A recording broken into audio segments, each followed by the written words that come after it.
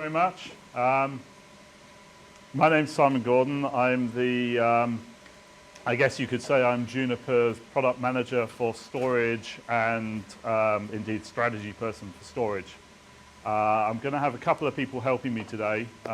Huey Chen, who looks after the storage qualifications of our equipment, and Joe White, one of our distinguished engineers, who's also our representative on the standards committees and a former particle physicist. So if you need the switch to get the packets out before they come in, he might be able to help with that. Awesome. I like this idea. Negative latency. It's a growing trend.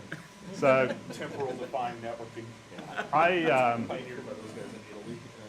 When I became a product manager, sorry, when I became a product manager at Juniper, I actually, in a sense, changed sides as well. Until 4 years ago, I spent most of my career working on the outbound sales, pre-sales, consulting side of organizations, working very closely with a lot of customers. And that's also an interesting change. What I've done, we've titled this a discussion of storage networking, convergence, and the evolution. There's a lot of, although it's a lot better now than it used to be, there's a lot of confusion and misstatements about what you can and can't do today, how things are changing. So what I wanted to do was walk you through what we're seeing and how we're seeing things evolving on the things that are happening in the standards. As part of that, we're going to do an interesting demonstration of Perry the Platypus, our Juniper storage array. Hey, Where's Perry? storage array. So the basic format, I'll do roughly 10 minutes showing some PowerPoint just to go through some stuff. We'll do the demo, we'll then shut down the noisy switch, and the rest hopefully will be whiteboard with Joe up here.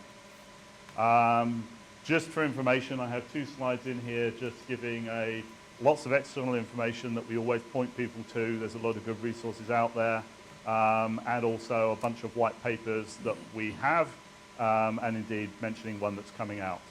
Okay? So all that stuff publicly available. At a very high level, when I came into this, and as we're talking, what we've ended up doing a lot of time discussing is the fact that there are really 2 things that we see happening at the same time in the data center network. One is the simplification of the network, whatever fabric you want, whether it's my fabric, VC, something else. It's a collapsing of the tiers, collapsing of the boxes, making that network more tightly bound in some sense. And the other piece is the converging of the infrastructures, moving away from having an Ethernet network for backup, an Ethernet network for clustering, an Ethernet network for campus, a fiber channel network for storage, and so on, and collapsing all those together. Now, the 2 things are coupled, but loosely in some sense. We typically say that doing the former is a necessary prerequisite for doing the latter. And a lot of our focus is on what is the right characteristics for that type of data center network. Okay? Sometimes I glibly say that if you have infinite bandwidth and 0 latency, you don't need QoS, and if you have infinite latency and 0 bandwidth, QoS won't help you. In fact, even if you have infinite bandwidth and 0 latency, we're seeing a lot of problems in the data center these days, because we're seeing a lot of cases where multiple devices are talking to one, and somewhere along the lines we're incasting into devices at the edge. So we do have to, within the underpinnings of the network, provide very good QoS, very good separation of the traffic types, and very good buffer management and monitoring capabilities. And that's been very much something that we've seen coming up more and more, irrespective of whether you're using iSCSI, FCoE, Hadoop, whatever your technology of choice happens to be. And we spend more and more time on that piece, and actually Joe works in some of the areas related to that. That said, the standards as they exist now work and work really well, subject to how well you implement them and what other stuff you put on your box. I have a mind-blowing slide and a slightly simplified slide just goes through exactly what we are typically seeing with our customers today. Now, what I'm showing here on this slide is, I'm going to loosely say, a fairly typical mid to large data center.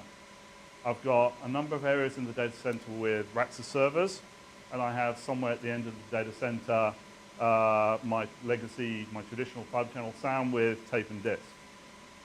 Now, what we're seeing people deploying today in many of their data centers is this type of infrastructure, but the way they then plumb things together has changed. Because of the ability for any server to do anything, virtualization, the connectivity you get with a fabric, we see a situation where the customers want every server to have potential access to all of the storage around the data center.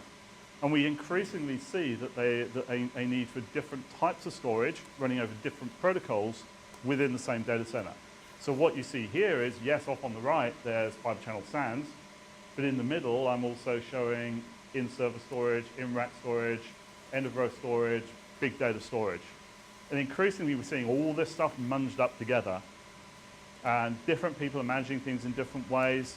But just because of VM mobility, the power of a lot of the CPUs, the scale you can do clustering, various things, we're seeing this potential connectivity of everything to everything is critical. This sort of deployment we see very commonly. Now, the good news, as I said, is that the protocols, DCB, FCoE, FCoE, they're actually pretty good if they're done right. Okay, and more particularly in the Juniper case, both with QFabric and some of our other, QFX 3500 as a standalone, and some of our other products, we typically see people deploying the fabric, the data center network on the left in the server pod as a L2 Ethernet L3 IP network and use FCoE's L2 capabilities to, if you like, tunnel through to the SC SAN at the end of the row. And we really do see people doing this, not with single top of rack switch, then fork out separately, but with the server connecting to a top of rack switch, the traffic winding its way through the fabric, popping out the other side into the SAN. A number, probably the most common deployment we see, follows this type of model. Now we get into interesting debates as to what multi-hop is and what a hop is and whether Ethernet IP and fiber channel can agree on the terminology, which makes life interesting sometimes, and anyone that follows me on Twitter will have seen me drop myself into some holes on occasion. But we really see this type of topology very interesting. One of the reasons that we see it interesting is that it gives a very good, clear separation as to who's looking after what. Because to the LAN guy, the SAN here is just an endpoint, just like any other endpoint. To the SAN guy, the LAN is a dumb mux, and as long as he can monitor and see his throughput, he doesn't need to do much else. So it gives a very, very clean model once you get up to the size that you've got separate teams. And the FCoE protocol has some very sophisticated capabilities for how that handshake works to keep the links alive. Okay? Of course, most people have a lot of legacy stuff, a lot of existing storage that's not going to go away very quickly. Now, just looking a little bit more at protocol, and I throw in another piece here. We're not saying every customer has every case, but we see most customers, particularly as a mid to a large size, have at least 2 or 3 storage protocols running within their infrastructure. So what you see here is, top right, a traditional server with a 5-channel HBA connecting to 5-channel SAN and a NIC connecting to the LAN. And then over on the left, we have servers connected by CNAs. But what you see is those servers connected by CNAs are doing FCoE based on the BB5 standard connecting through to an FCoE-enabled SAN. They're doing connectivity to NAS, connectivity to FCoE storage. And I have something else down here. I've got an orange line where I'm connecting from the server down into a storage array without anything going anywhere near the FCoE SC SAN. Okay, and this is to do with some of the new things coming out in FCoE. And we're not really about to release a Juniper branded disk array, but in order to demonstrate this new protocol, we had to build our own storage device because although some of the pieces are in production, we've released our code, some of the pieces are still early prototype code. So we had to make our own disk array to demonstrate FCoE running over pure native L2 Ethernet with no high-level FC stack. And again, we're seeing a lot of customers interested in this because they're saying, well, hey, my storage array manages my storage stuff, My Ethernet stuff manages my Ethernet stuff. Why do I need this other stuff in there? At least for some use cases. So we're seeing a lot of interest in that. And this really is a mind-boggling chart, and later on when we get into the whiteboard and talk, we can drill into this. If I look at the world, we really have in the top left, FCoE as it works per the standard today. As it works in the standard today, at some point the control plane has to handshake through the box that has the full fiber channel switch stack, and all data has to route through that box. Okay? There's actually some very sophisticated L2 capabilities that allow you to use an L2 infrastructure as a MUX. That MUX could be a MUX allowing a lot of edge devices to connect to the SUE-enabled SAN, or in fact it could be a dumb L2 core with FCS dotted around the edge.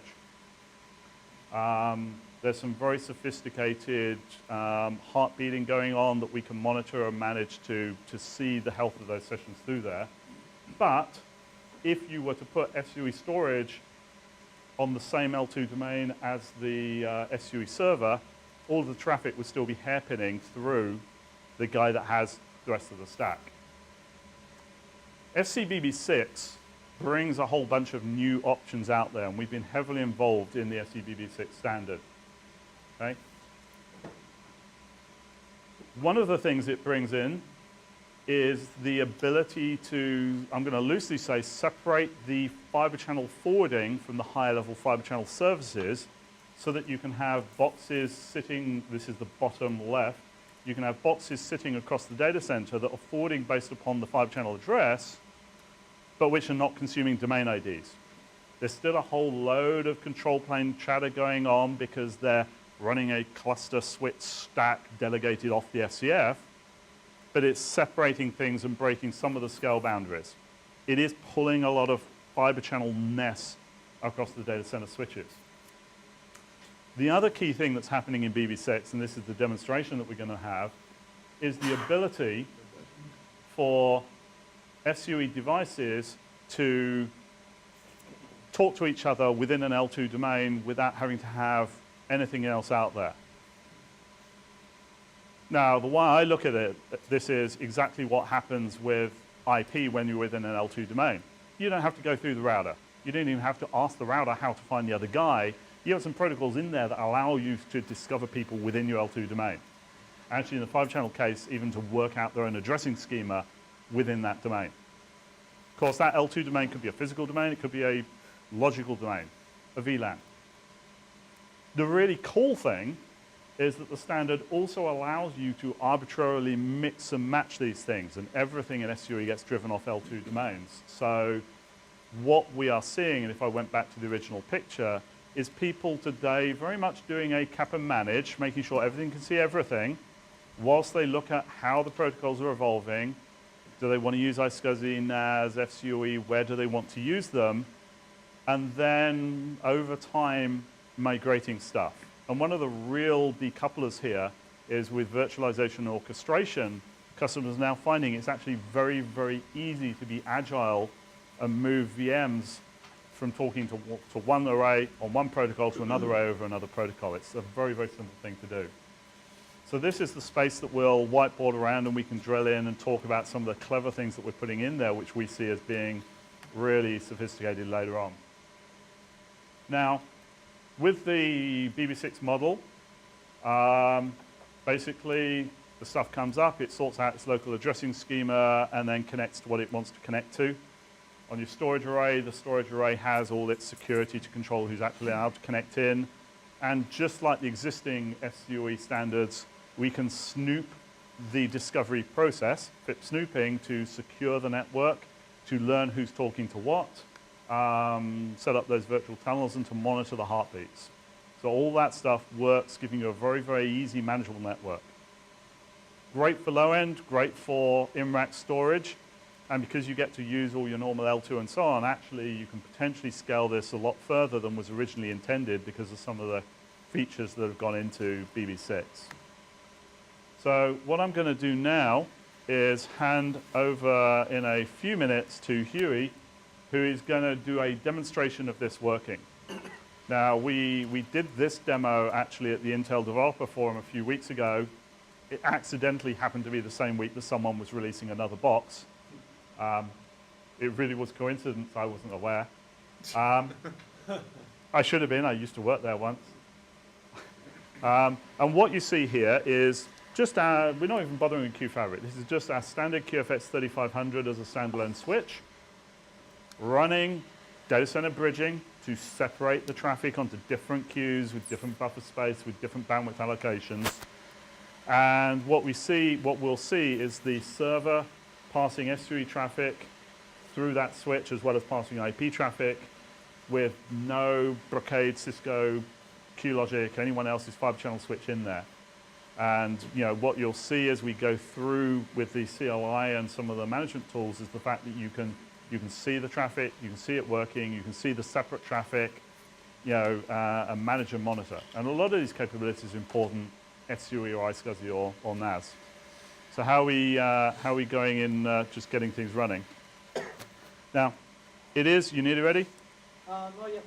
Because we are using, right now, we don't have the FCoE, VN to VN, the real target. So we are using the Intel CANs to, kind of simulate the target mode. Yeah. So that code is not very stable. And we have been running this for the whole morning, and just now, it's kind of crash. So basically, I need to recover that and give me like Don't you love demos? So one of the things that you'll see in the storage space is new speeds and feeds, new protocols typically come in switch first, CNA second, storage last, and typically come in low end first and gradually work their way up. So even though 16 gig fiber channel has been out for a year and a half, most of the high-end storage arrays haven't yet gone 16 gig. So we expect to see this evolution over the next year or two. We have some customers who are actually mandating from their storage vendor VN-to-VN support. So are you participating in standardization of 40 gig FCoE? That's a very good question. We don't need to. There is nothing to do. FCoE goes over Ethernet. Nothing has to change for FCoE to work on 40 gig versus 10 gig or 100 gig or anything else. Discussions with some other people participating in that though, and No. I could have sworn people were, there was some discussion about standardization in that space though. There are discussions as to what, whether a new protocol, whether a new speed is going to have the right bit error rate. Yeah. So fiber channel traditionally expects a certain bit error rate. Yep. And that the official bit error rate is a lot higher than the official bit error rate of Ethernet, although in general Ethernet actually meets the requirement in practice. So I know, for instance, on 10G-base-T, there's a big discussion on whether we should reduce the bar on the bit error rate or whether you need to up rate. On 40 gig, there's literally nothing, again, assuming you meet the bit error rate, there is nothing else to do. It's just productization. But by the way, I've even had the big storage vendors ask me exactly the same question when I said, look, I've got 40 gig ports on this box. Yeah. What we do, whether it's VN to VN or VN to VF, the old BB5 model, the first thing to make everything work is you just need Ethernet. Actually, you don't need DCV to make it work. Data center bridging, PFC, ETS, and so on, is necessary so that you don't get cross-contamination between your storage traffic and your non-storage traffic. And is very, very useful, whether it's iSCSI, FCoE, NAS, for data center traffic. You want that separation. As I said, that's not just QoS, that's buffer separation, queue separation too. And if you want, we can have a fun debate later on as to whether lossless helps iSCSI or not. That's always a good one. So this will work, and initially we'll show this, assuming it reboots, just running DCB. We will then turn on our capability that we call FIP snooping.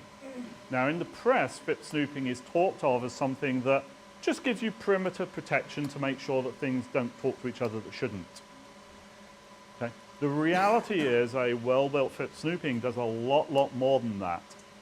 A well-built, because you are snooping the FIP protocol, you get to learn which devices are talking to what devices, what addresses they're using, and you get to monitor these heartbeat sessions that are going on.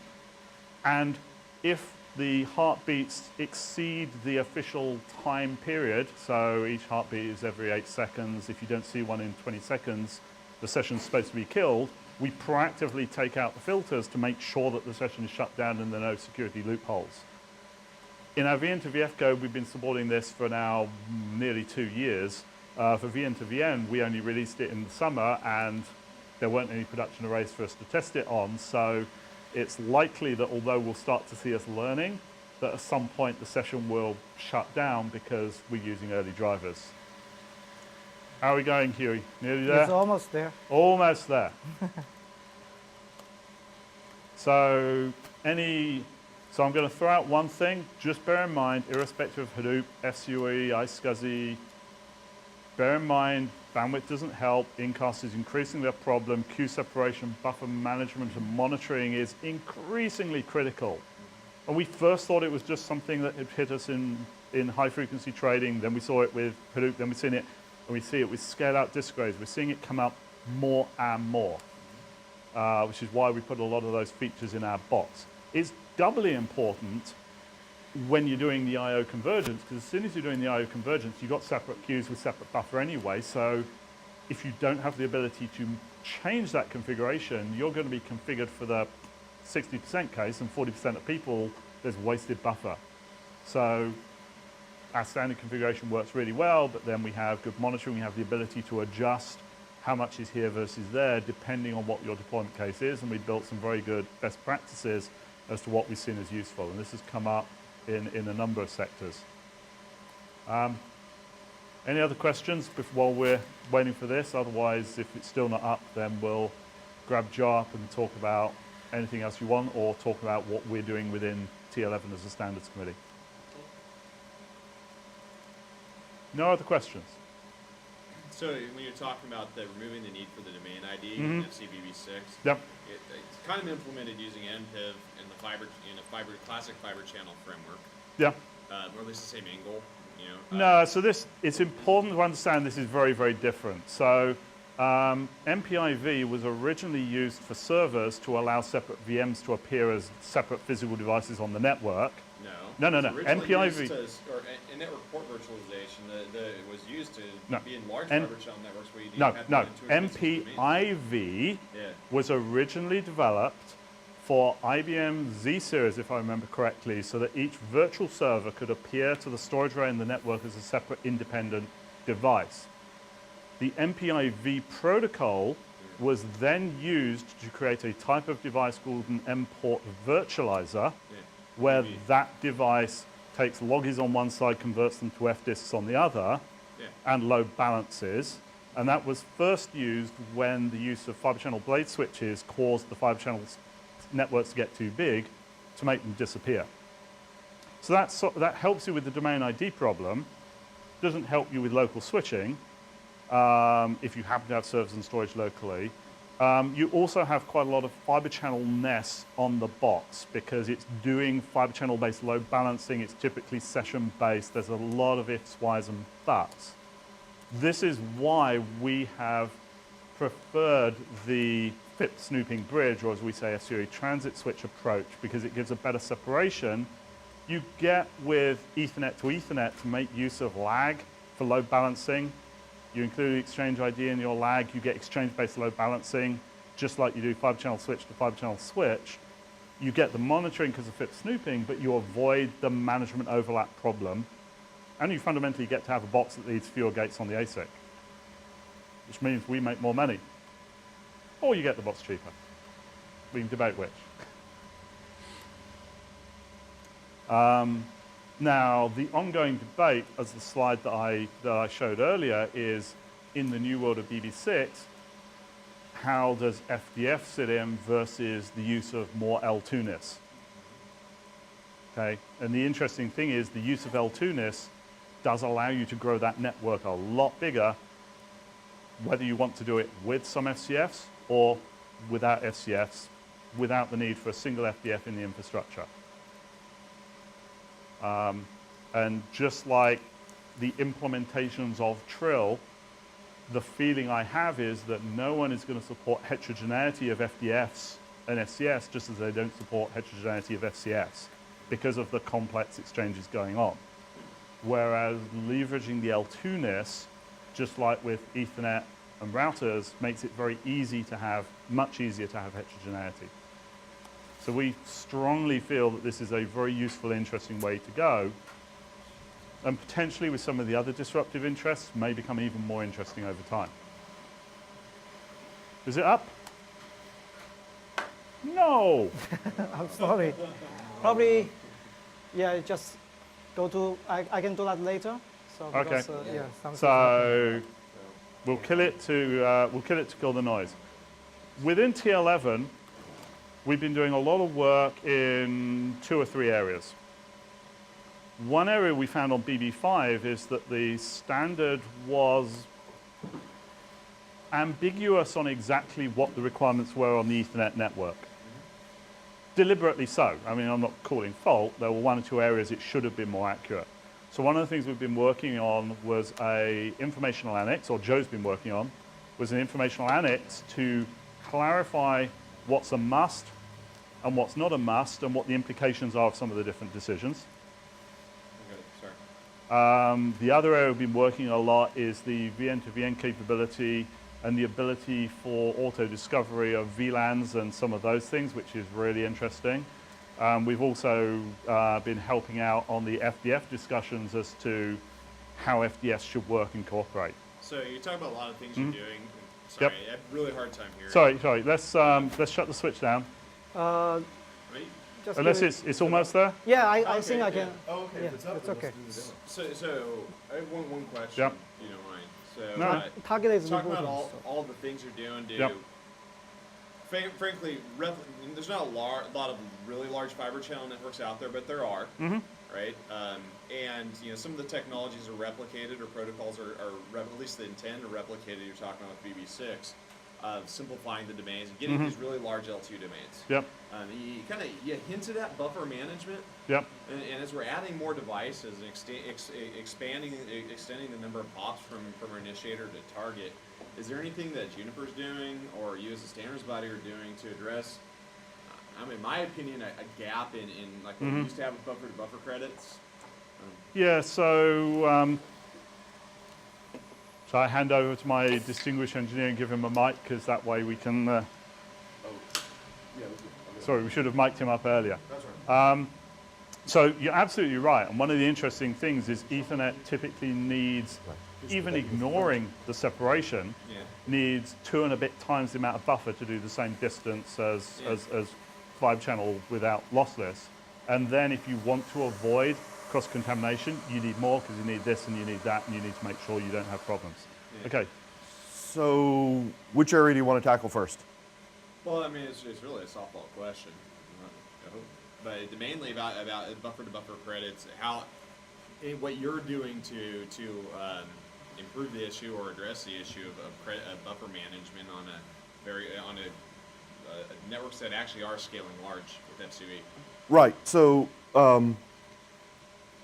we view a couple or 3 things. One, the Ethernet switches that comprise these networks, whether it's a front L2 physical network or a scaled out L2 switch, maybe a distributed switch like a QFabric that fronts onto an FCoE and then maybe back in fiber channel infrastructure. Yeah. Those switches either need a fabric-based technology or they need configurable buffers so that you can shift around how much you assign to the priorities and so on, because priority flow control and buffer-to-buffer credits work essentially the same as long as you don't violate the distance limitation, that the amount of memory you can assign. So what you really need is configurable memory, and then for that physical wire and that priority on that wire, you can get lossless just like you did with buffer-to-buffer credits. Now, if you go past that distance, one of the big difference is... Distance as in hops or distance as in... No, like distance as in buffer- physical buffer- distance on a wire. that's a very important point. Yeah. Hop Fiber channel is point-to-point flow control. It has a different paradigm. Yeah. Ethernet is point-to-point flow control. The number of hops is the same in both cases as long as you remember to count all devices that are doing buffering and forwarding decision. So credit and pause-based flow control are both hop by hop.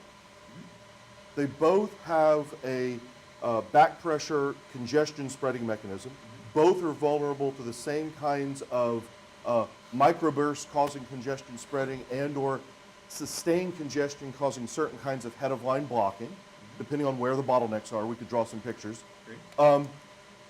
So they both have the same characteristics for that. The real difference between priority flow control or link level flow control using pause and buffer to buffer credit is what happens when you exceed the skid room of the receive buffer. Yeah. Okay? So with buffer to buffer credits, all you do is run slower. Yeah. Or in principle run slower. Because if Don't you weren't drop using all, frames. Yeah. and you don't drop frames with buffer to buffer credit. Yeah. With priority flow control, you don't run slower automatically, but if you had any congestion event that caused you to overflow, you tail drop. Okay? And that will then cause hiccups at your upper level, your SCSI layer. So Well, yeah, that's I mean, bad. So one that frame means, dropped in an Oracle but- database is 30-second outage. yeah. So that's why you need switches that support whatever distance separation you need on a hop by hop basis. Once you have that amount of buffering for the hop by hop, then the performance characteristics of the Ethernet and the fiber channel network are essentially the same because they're both link level flow control with the same congestion spreading characteristics. Now, the Right? reason So And the let me draw. reason you want buffer monitoring is that just like in a fiber channel switch, you can monitor how often you're hitting BB0. You want to see when you're hitting the buffer limits, you know you've got an in-cast problem. The reason you want configurability is if you're doing a deployment with no FCoE, lots of Hadoop, you want to put all the buffer onto one queue. If you're doing a very large FCoE deployment, you might want to put your tape traffic in one priority, one set of buffer, your disk on another one with another set to avoid that cross-contamination. So it's not to fix something that's broken, it's to give you more flexibility for the same switch in different deployment scenarios. And that's why 80% of the time standard settings are good. But when standard settings are bad, they're really bad.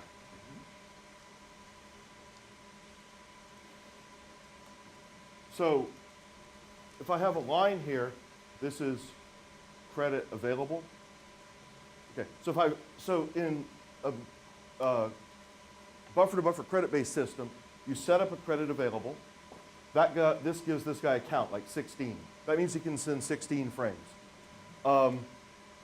And to send another frame, this guy has to send him a credit message saying, yep, you've got another credit. Just turn it off. And that We'll just talk about runs forever on any distance. The amount of credit you have available versus the bandwidth delay product determines how fast you run, whether you can hit line rate. In a pause-based Just turn it system, off. this guy has no limit on what he Just can focus. send Pull initially, up. so he just starts sending frames. If we have congestion such that this buffer is not able to be empty, at a certain point you'll back up to the point where you cross some threshold, and you send pause at that point. When this guy gets the pause message, he stops sending, okay? So the amount of time it takes to get this pause out, process it, and for him to stop sending is essentially the max frame size with bandwidth delay product in here, and so you need a skid room to support that. As long as you have this much skid room, these behave the same. So within a certain distance, they behave the same. There's not an inherent fundamental difference as long as you have the buffer to support the distance. So within a local data center, that's not very hard. You're talking, 10 to 300 meters.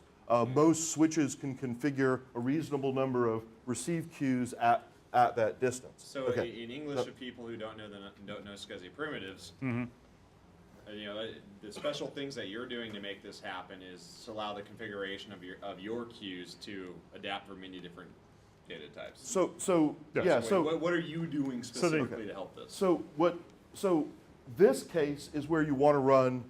So if I have a switch that we build, if I want to run this kind of traffic, FCoE traffic with lossless and PFC, I want to configure the buffers one way.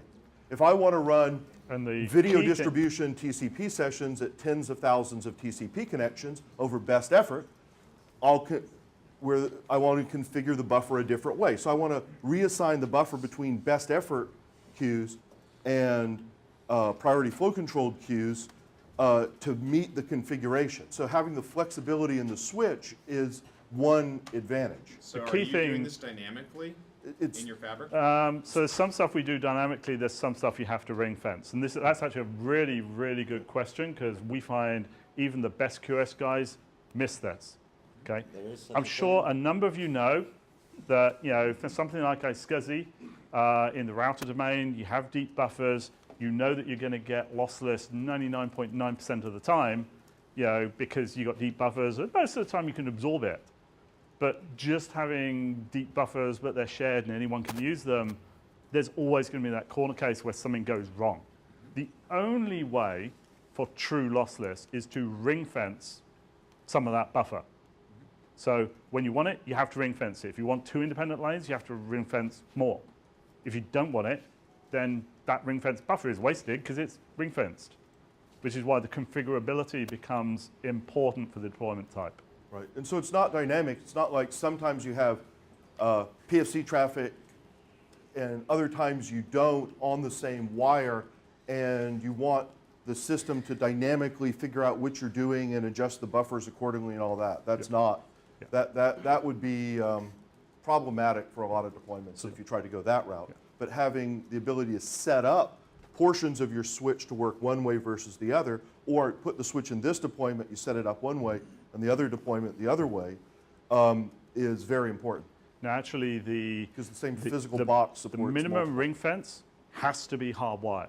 Now, where we can be dynamic is we can have some hardwired dedicated per port, some in a pool, and then the pool can be shared in different ways dynamically so that if there are no microbursts here, we can absorb more microbursts there and so on. So there are places we can be dynamic, but there's a certain minimum set we have to reserve that cannot be dynamic.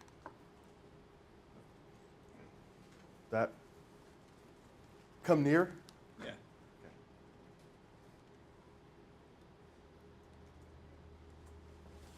Those pools are fixed per port. You're not sharing across. So we have some buffer that is dedicated per port and some which is pooled. And then on the dedicated per port, some is allocated to best effort, some is dedicated to lossless, similarly on the pool, and a lot of that is reconfigurable.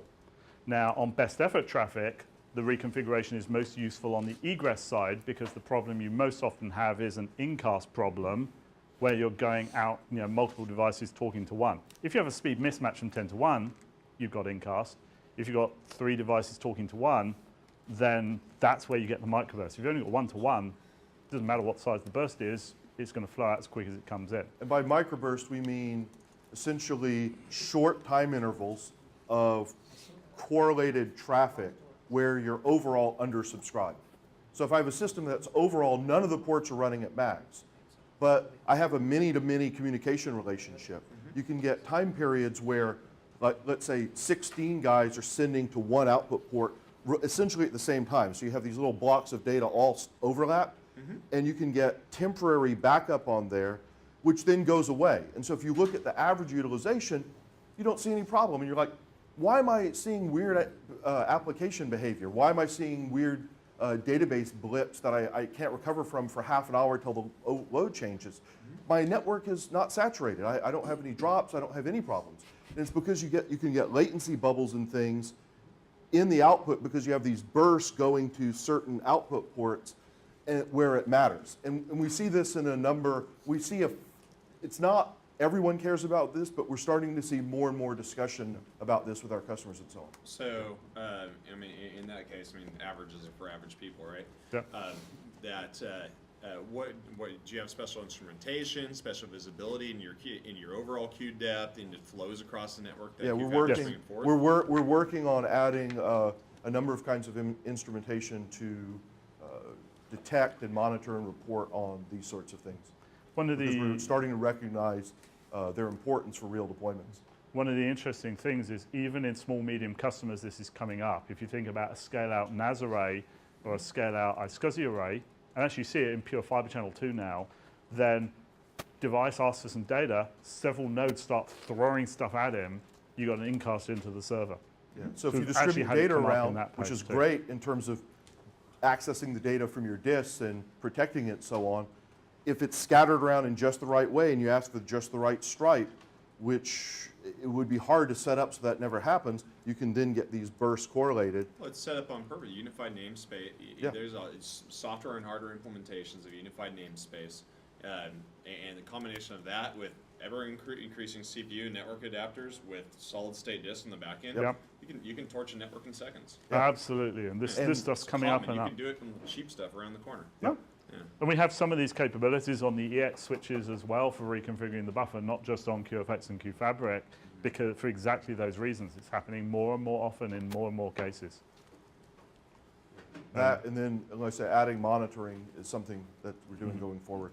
Adding the ability to analyze and understand the microscopic behavior, not just the, oh yeah, long-term averages, great, you're undersubscribed. Are you doing anything on with application layer integrations? 'Cause, a lot of times the applications will trigger an event. When you think of like an object storage redistributing across, you might have seen some of your web service provider customers, you talk about some of their scale-out clusters, kind of taking app hints and peaks to pre-position both bandwidth and buffers to support those events. No, Okay. nothing on that. We have some things in regard to investigations and projects in regard to like vMotion and stuff, but nothing in terms of trying to essentially prefetch the network QoS settings in response to what the application is just doing or about to do. I mean, I'll be happy if everyone can get basic QoS nice and solid. So over the next within few years some in applications, you can configure the concept of locality to try and avoid it, but there's no integration with what's happening in Yeah. the network. A good example is OpenFlow controller, right? Application integrated network controller provisioning bandwidth. Yeah. One could, and it's certainly something that may start coming into the standards in the So in the coming years. So you can imagine an SDN controller coming in and telling you, hey, I'm going to set up this high rate flow, go configure this path this way. So that you can well imagine. That's an external control. That's almost like somebody typing. That's not the application itself, although in point of fact, the application coming up can trigger the SDN guy to come tell you. But in terms of the network switch, I'm not reacting directly to the application. I'm reacting through this indirect path through a control system, right? I mean, it's not a standard spot. I'm not arguing if then, No. then or must or shells. It's just kind of. Yeah, absolutely, and Yeah, I mean, it's an interesting. I mean, it's an interesting direction of how much dynamic QoS you can do from a centralized control system that understands both the applications and the network, and in principle the storage. Interestingly enough, QCM was intended to try and solve that problem within an L2 domain by having a reaction point in the networks, tell guys to slow down. For storage traffic, most people now say that the reaction would just be too slow. You tell someone to slow down after the traffic stopped. We have seen in some cases discussion of ECN come up for use inside the data center. ECN does a similar job at the L3 layer to, again, be able to signal to the TCP stack in the server that maybe he should start just slowing down a little bit before you get overwhelmed. So again, that's a conversation that's starting to come up, and it's something to keep an eye on. And a lot of the operating systems now have much more configurable TCP stacks than was the case 5 years ago.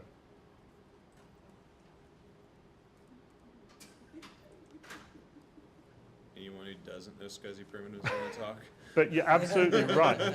You're absolutely right. Irrespective of your storage protocol, whether it's iSCSI, whatever, you start dropping stuff, it's not good. Yeah, the So- best storage It's a is little bit once you get a single drop in storage, you actually get or you get several drops in a storage network, you actually get a race condition where it leads to collapse. Well, the problem is that SCSI absolutely. itself has retransmits. It just takes forever for it to happen. And Yeah. Yeah. TCP, SCSI over TCP, or there's at least you can deliver on other protocols. But Yeah, and even with TCP, we're firmly in the camp with iSCSI that iSCSI lossless over DCB helps because I agree with you.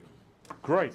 Yes, it definitely does. But the risk you have is that if you do have some loss, faulty cable or You You some do sort. not want to start triggering the congestion window. That's exactly right. And 'Cause if as you soon as start you do, it use- starts to retransmit. It actually makes the congestion worse in the critical case, and your Yeah. storage then gets into a race failure condition. That's But not I think to your point, the earlier discussions about buffer to buffer credits, and at the end of the day, really pushing that request to the server or server target to stop sending data. So there is some talk of in development work on a standard for two switches to negotiate how much buffer they need in Ethernet to be lossless. I don't know, in fact, one or two of our friends are involved in that. The challenge here is for storage to man up and get moving past SCSI, really. But again, even if you start using... That's happening. if you- NVMe. Yeah. It absolutely is, and that's why I showed it. Yeah. But if you start using NAS inside the data center as opposed to the campus, Yeah. even in the NAS case, you probably prefer to avoid dropping the packet, having retransmit congestion window triggering. So Yeah. I would argue SMB, NFS, PNFS, you're still going to want to use lossless lanes for Yes, that traffic absolutely. in that scenario. Because we view any kind of sustained bulk transfer, Yeah.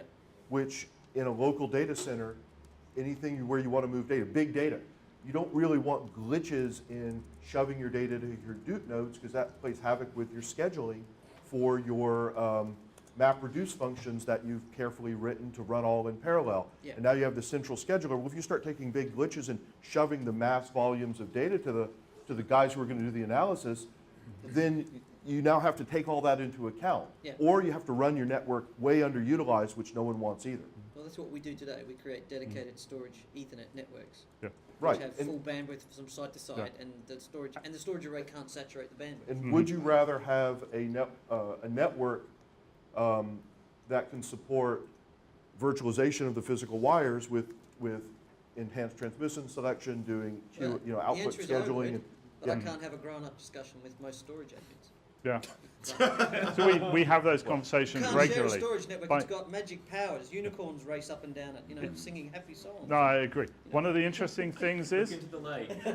this is one of the reasons if SDN and all those things take off, you are still going to need a Yes. really good underlying network which has the right capabilities, Yeah. the right features, And those irrespective cross-mechanisms of what's are gonna have to happening be up there. automatic or autonomous. They can't be handled by a controller. It's going to have to be handled in silicon Mhm. in the switch. Well, So OpenFlow will just path the data. It doesn't Yeah. fix quads. So And we were very Just pass the lucky. data, that's right. We were very lucky 18 months ago that when we started doing DCB, lucky, intentional, we realized that this was just COS and it should fit within our broader Junos COS model, and we integrated all of the DCB convergent enhanced Ethernet within what was already a very rich QoS capability within Junos so that it fit within that model. We didn't just implement an L2 switch with DCB and not think about all of the rest of the QoS as well. Well, and I think one challenge that's coming out here, if you look at all the major storage virtualization systems vendors, they're merging unified namespace storage with the virtualization layer into one box. It's kind of really hyper-converged solutions, and what it does, one, you cannot segregate. I guess you could attempt to. You can, it makes it improbable, or I guess it doesn't make sense to be able to segregate those networks in where your system, your storage, your virtualization, your network are all running on one server. But what it does with aggregating all those flows together, I think it highlights the bandwidth and buffering issue Yeah, absolutely. inside of the network. Absolutely. And everything works great at a certain experimental size, except our demo. But when you start pushing things at scale, whether it's convergence, and this is where, although I disagree that you can't do complex FCoE, I also agree that you need to really have a well-built network to be able to do these things. Well, you say at scale, but you can fill a rack full of servers, and while it may not be a distributed network, Yeah.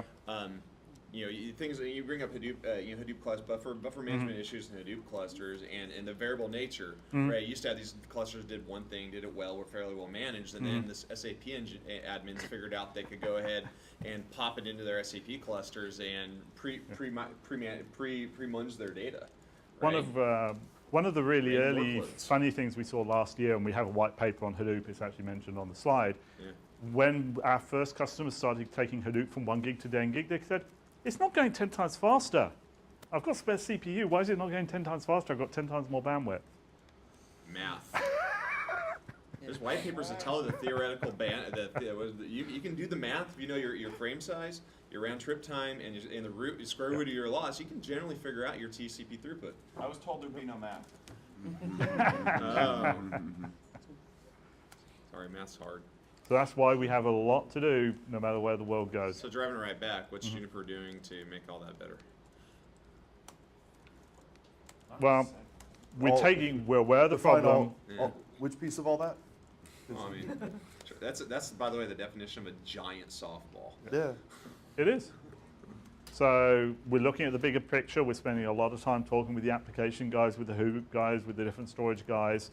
We're starting to put through, the features that we can now in our boxes. And as I say, we put even on EX, we had some of this buffer configurability and monitoring stuff. And we're working out how this ties in with other things like SDN. But it's a learning thing as this rolls through. So right now, participation standards bodies is main. And we're spending a lot of time on that. We're in all the relevant standards bodies. Yeah. But remember, the standards. IEEE, IETF, T11. We don't do T10 because that's just what runs across our networks. One of the unfortunate things is the standards often give you a lot of options, and they say, well, here's the minimum bar. I mean, the PFC standard is a classic that it says, well, as long as you do this externally, you meet the standard. But if you can use a single queue inside, but if you do, you're going to get contamination, and it might not be very good. So you really have to be careful about tick lists and really look at what people are doing. And I think, the fiber channel space, you're clearly from that space. We've known that in some sense for a long time. And as a service provider company, we know that because we get hammered with it every day of the week by the service providers in their WAN networks. So we're pulling through that expertise and working through the problem. That's the marketing thing. Yeah, totally. But we really are, and we can show you stuff. We can show stuff running that shows those pieces if you need it. So QAU, you guys, are you all working towards that end-to-end flow control? Where are you going with that? QAU, that's the QCM one. 2.3, yeah. So the last time I looked and just tweet out there, virtually no vendor at the moment has any committed timeline to configure it, because most vendors think that for the original use case, it's useful. Firstly, you're stuck with an L2 domain, and secondly, in the case of storage, our view was that the reaction time would be too slow, and you'd be telling someone to slow down after the horse had bolted. And I've only, you guys are on Twitter, you no doubt see one or two of that conversation. I think there's one vendor out there that sometimes says it's going to solve world hunger. But everyone else I know, it's just past the event horizon on the SOPD, on the roadmap. Same for us. Now, we have seen, as I said, ECN starting to come in some places, and you'll see some of the CNA vendors talking about data center TCP with things like ECN and other things. Because we do think for some use cases it makes sense, but you probably need to do that at the layer 3 so you can cross the boundaries. I'm not a storage guy. I'm routing and switching security. That's right. I spent 10 years in fiber channel. Half of my mind is actually just obliterated at some of these things, but it's pretty interesting stuff. It seems to me you're posturing yourself to possibly enter the storage market. Is it? I know you mentioned before. So you haven't got your own storage on here. So, but it seems that you're really gearing up for an end-to-end solution. Okay. We are not selling servers. We're not selling storage, and I was joking when I talked about that. We do understand that in the data center, it is an end-to-end solution, and fiber channel people know that. We have been, when we started, we decided we're not going to go into pure fiber channel. That ship sailed. We're intercepting the market as people move over to Ethernet and IP. We, to use the Apple quote, we take hard decisions on what things not to do to make sure for the things we do it really well. So since Q1 last year, we've been shipping this product working as a FCoE to FC gateway and as an FCoE transit switch. When we released QFabric second half of last year, again, it had gateway and transit switch support. We have customers out there. The funny thing is, because we forget that we're selling this because we're an Ethernet and IP company, sometimes when we do our little PR releases, we forget to ask the customer, oh, by the way, have you got FCoE? Or we just forget them to put the quote in there. But absolutely, we actually have quite a lot of customers doing FCoE to fiber channel to both Brigade and Cisco, as well as iSCSI and NAS too. So you'll be fiber channel over Ethernet transit, but you will not provide it. We're transit switch and gateway. We're not FCF. We have deliberately chosen not to do that because we just see, well, you tell me where you can get an SUE tape drive. You tell me, where the best disk arrays are today, the ones with the richest features, are still fiber channel. Now, over time, we'll do everything that's necessary for end-to-end FCoE. Okay. So another way to say it is, we're making our gear support convergence and I/O consolidation better, no matter what direction the storage and server market takes. So if the storage arrays become completely disaggregated with little bits of stuff everywhere, we're perfectly happy with that model. And we think that the Ethernet infrastructure we have and IP infrastructure we have, the L2 and L3 stuff, will support any model of the storage and servers going forward. And we're doing everything we can to make it configurable, instrumentable, tracking things. This, the FIP snooping bridges track sessions. We think it's important for people to be able to see what's going on going forward. We're now making ourselves more and more configurable versus with both APIs and programmatic interfaces, OpenFlow and all its cousins, OpenStack and all its cousins.